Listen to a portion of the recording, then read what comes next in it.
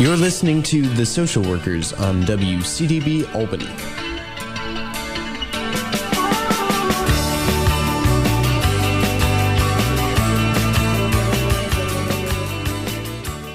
Welcome to the Social Workers Radio Talk Show. I'm your co-host, Alyssa Lotmore.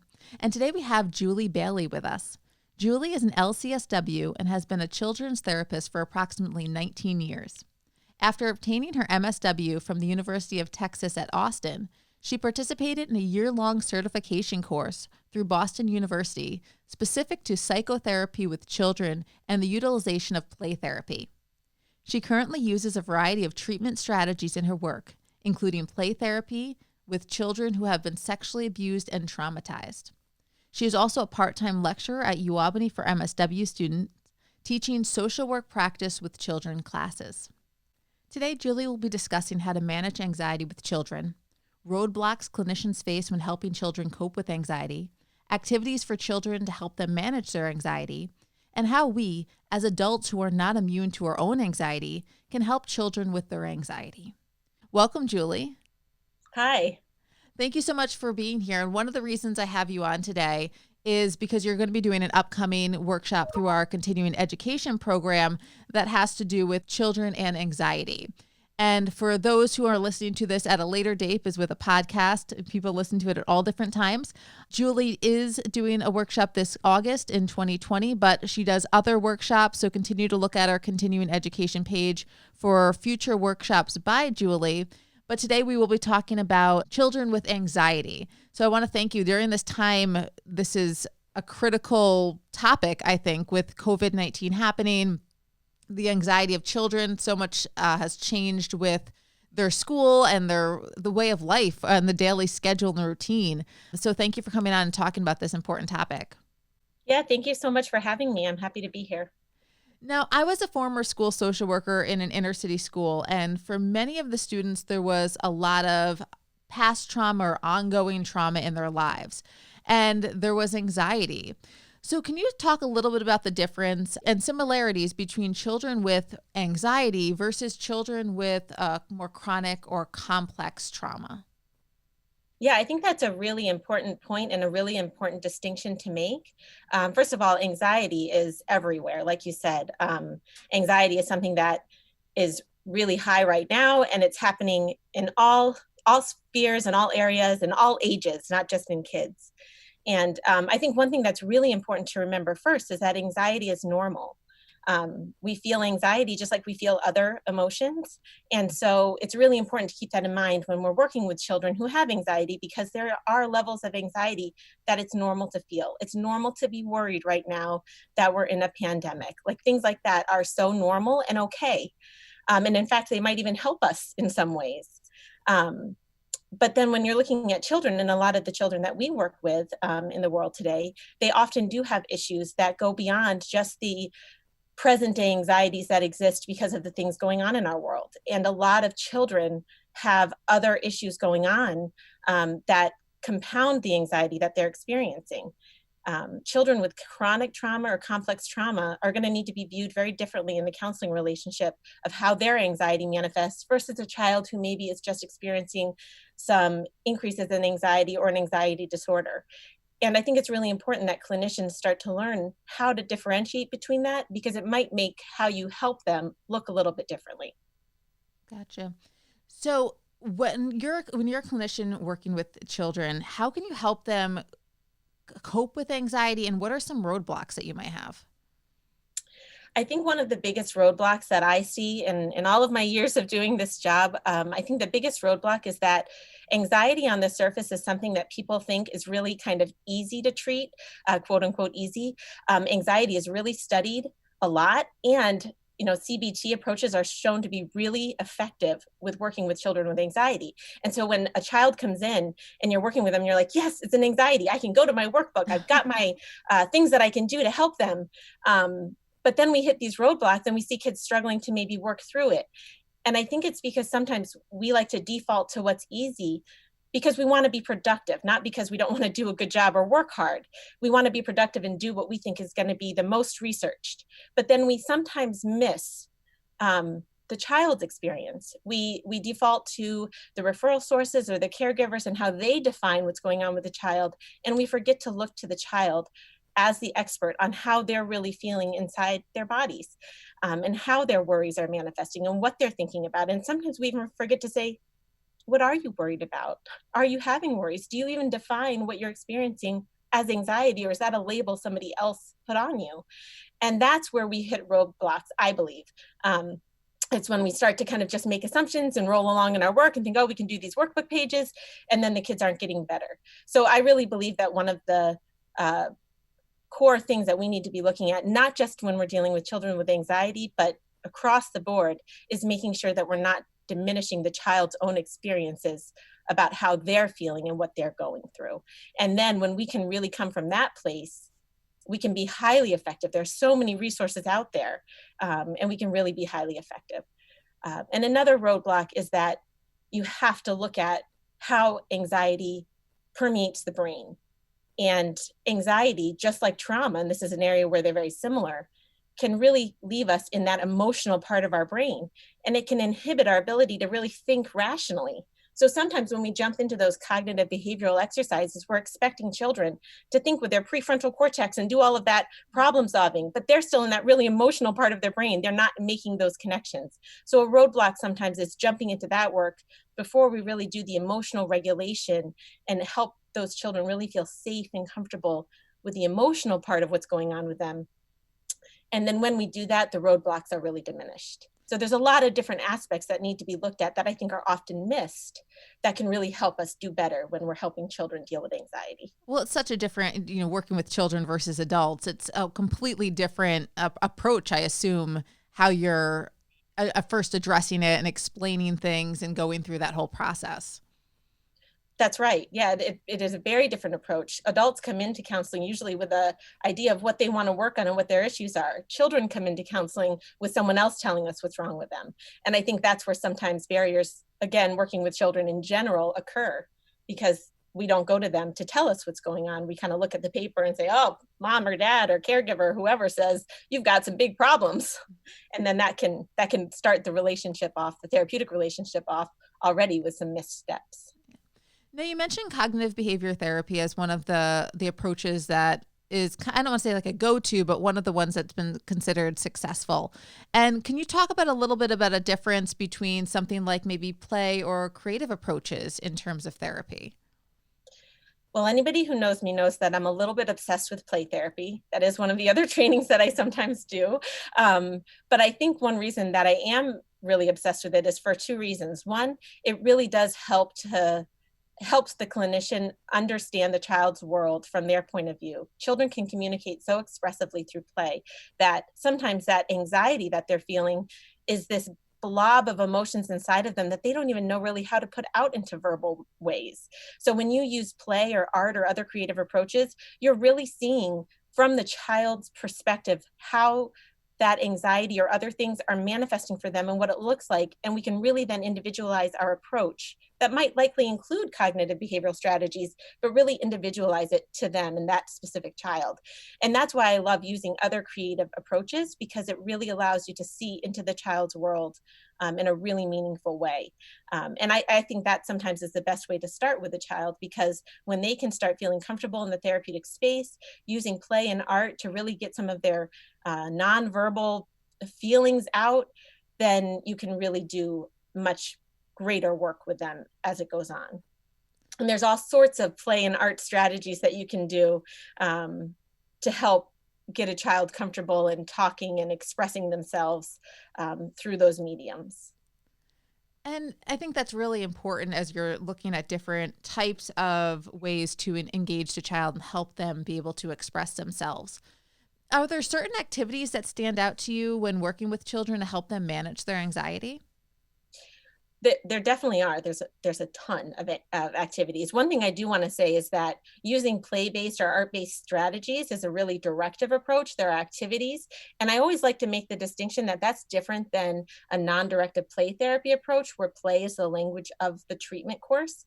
And that's probably a discussion for another day, more about play therapy. But I do like to make that distinction because sometimes we use play or art, and then we call that the therapy, when really those are just activities to help facilitate more of a talk-based dialogue with a child, which is totally okay. It's just they're two different approaches. And there are so many wonderful art-based activities that you can do to help children start exploring what does their anxiety or worry look like for them. One that I love to use is kind of like the worry wheel, or some people call it a worry heart. And it's an art-based activity where you just ask the child to shade in how much worry fills their mind or how much worry fills their heart, but you want to capture the other feelings too. Again, it goes back to what I said earlier. Anxiety is normal. We feel anxiety along with a whole spectrum of emotions because we're human. So doing some of those activities that kind of help a child to draw how much worry they experience. You can do it with the shape of a body, the shape of a heart, the shape of a circle, if they're more like want to do it in kind of how they're thinking, and to shade in how much worry they feel in the context of their other emotions. So that's one art activity that I really like to do. You can observe the child as they're going. Are they scribbling really hard? And then you're like, whoa, okay, that might mean a little bit more for them. Or are they kind of nonchalant about it? Or are they somebody who's like, I'm going to feel all of my feelings equally, despite the fact that I'm really struggling? It can be a real learning experience doing some of those types of activities with kids. And then there's a ton of wonderful workbooks that talk about a variety of cognitive behavioral strategies once the child is there, once you've done some of that other groundwork with them. I love the idea of helping kids set aside worry time. Kids who perseverate and can't kind of get through their day because they're so focused on worries, setting aside a little worry time, saying, this is where we're going to hash out all those worries in your mind. And then when that's done, we're going to leave it over here and we're going to go on and go about our day. And that's okay. It's acknowledging and validating that the worry is okay, but that we're not going to let it permeate our entire day. So strategies like that, there are so many that are wonderful to be able to use. And again, they all have to be done based on the individual child. A strategy that's going to work for one might not work for another. And we as clinicians have to be able to navigate that and do what's best for that individual client. Now, as with so much going on in the world today, and I'm a parent, and I have a 7-year-old, and I've been talking to other parents. Should we be doing things with our children to help them if we notice they're anxious, or when does it transition to maybe someone like you at a clinic is the best mode to handle this or to help their child progress? So when is it that a parent could be doing some things with their children to help them with their anxiety versus maybe we need some more specialized, treatment plan with a clinician? I think that's a great question, because I think that's also a really, really important part of this, is that the caregiver's involvement is critical to a child's process of helping with their anxiety, because oftentimes kids start to kind of mirror maybe what's going on with other people around them and how they're handling anxiety. So sometimes when you have a child who's struggling and you kind of look to the caregiver, you're like, oh, okay, so this isn't just a child issue. This is a family issue or a caregiver issue, or, other people around the child who are having similar issues. Kids can be like little sponges sometimes. So it's definitely, from one perspective, looking from the clinician's point of view, kind of seeing the dynamics between the caregiver and the child and how that's going is really important to look at. And maybe the caregiver needs help managing their anxiety too. Like you said, you're a parent, I'm a parent also. Helping your child with anxiety is really stressful. It can really increase your anxiety, and then it makes it feel like you're just in this whole anxious cycle. So helping the caregiver as well is really important, and that's a huge part of the treatment process. In terms of how to help your child or when to know to maybe get help, I think parents really have to be self-aware. If you feel like you're not sure your child's anxiety is normal, then it's okay to ask somebody or try to get help. It's okay to even talk to the pediatrician about it and say, this is how it's kind of going. Does this seem kind of in the normal realm, or do you think we need to get extra help? If a parent is feeling overwhelmed by their child's anxiety, that's usually a sign that maybe the child is struggling a bit more than what is within that normal sphere. again, it's really important to recognize that anxiety is normal. Kids worry just like adults worry. But if it's starting to really disrupt eating patterns, disrupt sleeping patterns, if they're struggling to do activities or do things that they normally would because their anxiety is holding them back, those are all red flags, and it might be good to talk to somebody to get them a little bit of help. And for the caregiver to get help too. It's good to check in and say, this is how I think I'm handling it. Does this sound right? And that can go a long way to help everybody. And like you just said, adults aren't immune to anxiety. Even therapists aren't immune to anxiety. So is it finding that balance of how do we help the child? What should we be doing to manage our own anxiety, sort of be that self-awareness for ourselves, and then being able to separate that to work with the child? Yeah, I mean, I think one thing that's really, really important is to recognize that when anxiety or problematic anxiety kind of permeates the brain, I like to think of it almost as like a chameleon. It's going to target the ways in your brain that's going to say, how do I make you think you need me to survive? And because of that, it's going to look different for everybody. Anxiety, how it might latch on to one person for an adult or a child, could look very different to another person. So as a therapist and myself, I'm an anxious person. Anyone who knows me knows that. I have to be really aware that how anxiety impacts me and affects me and what I do to cope with my anxiety could be very different than the child that comes into my office or the caregiver that comes for help. So I think the biggest thing is not making an assumption that just because one thing works for me, it's going to work for everybody. Worry time might be a great thing that I can do with my child or myself, and that might be a horrible idea for someone else. So the self-awareness piece for us as therapists or caregivers comes from having to do a little bit of learning about anxiety and how it targets each of us. And so that we can recognize that deep breathing might be great for somebody, but it's not going to work for the next person. And it's a very individualized thing. People with anxiety often feel misunderstood because it's a very individualized thing. It latches in, it finds a way to make you feel very insecure and that you need that anxiety to survive, when the reality is the anxiety just wants to keep surviving, and we can find strategies to bring it back to a normal place. So as therapists, I work with a lot of therapists. Many of them are also anxious. Lots of caregivers that I work with are very anxious. Lots of people in my family are very anxious, and lots of kids are very anxious. And it's that recognition, that self-awareness that it's going to look different for everybody, and that coping strategies can be different for everybody, and that overall it is okay and it can get better. And that's really great advice for, everyone as we're going through this interesting time of, a pandemic. My last question as we're running out of time is, as we think about the school year, I mean, I'm assuming my child's going back to school in September. I don't know if it will be back to distance education, but when children do return to school, I don't know what that's going to look like and the level of anxiety from kids as they return. Are there certain things that maybe schools should be, school social workers or parents should be doing to help prepare their children if they do have anxiety about returning to school, or they're not used to, maybe having to wear a mask or do these types of things that are so out of the norm for them? I mean, maybe it's becoming more normal now, but it's definitely a transition to how school used to be, to how it might look in the fall if they do go back or whenever they go back. Are there certain ways to prepare children if they are anxious to make that transition back to school?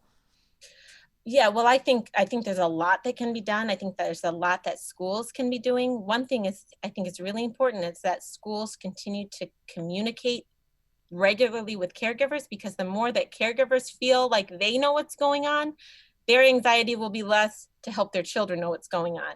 It's a very individualized thing for kids. Some kids might feel a lot better and reassured having, week to week updates. Well, like right now we don't know what's going on, but next week we might find out. Some kids, that might totally stress them out. They might not want to know weekly that things are changing and we don't know. So you really have to know your child and know what is best for them in terms of handling that information. Again, because it is such an individualized thing. But I think the greater issue is that it's the fear of the unknown.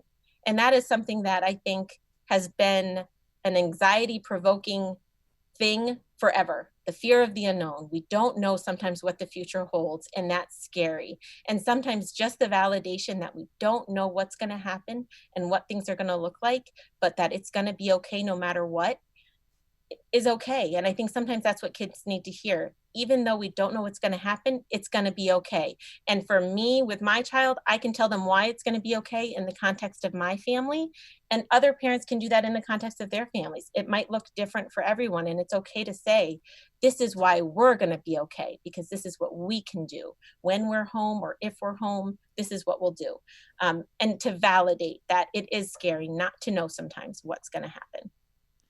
Thank you so much, Julie, for coming out. Look, this was such a critical topic for what's going on right now. And I think so as I talk with other parents, a lot of us have these same questions of how do we manage our own anxieties for this unknown and not have our kids pick up on it too much where it's impacting them negatively. And how do we, as you said, as adults, we have our own stresses. How do we not pass that on to our children in a way that's making them more anxious than they possibly need to be? How do we, as you said, explain to them that this is what we can do to, make sure that things are okay for our family and prepare them in that sense for this unknown future? Right. It is really hard. It's also really normal. I think we're all normal feeling all of that stress and anxiety and the worry for the future. And Julie, you are doing an upcoming workshop through the UAlbany School of Social Welfare Continuing Education Program. That will be on Wednesday, August 12th from 1 to 4 p.m. For those interested in registering for that, you can go on the School of Social Welfare's Continuing Ed page, which is albany.edu/ssw/continuing/education. So please come visit that. Julie does do multiple workshops. So if you're listening to this at a later date, please check our continuing education page and you can always find something maybe with Julie in the future. I'm interested in the play therapy one. That's a topic for another day, but I would love to have you come on again and talk about play therapy because it's something that is an interest to me as a social worker. And I'm sure there's many other people who would love to know more about that topic and the difference, like you said, between activities that have to do with art and creativity versus actual play therapy. Right. Yes, I love that topic. I always love to talk about play therapy. Well, thank you so much for coming on. I'm looking forward. I will be in attendance at your upcoming workshop. I'm looking forward to it.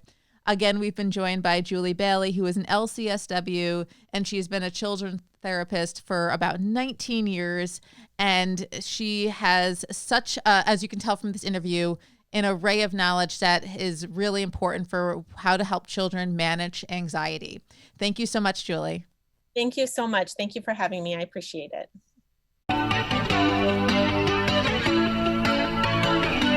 You're listening to The Social Workers on WCDB Albany.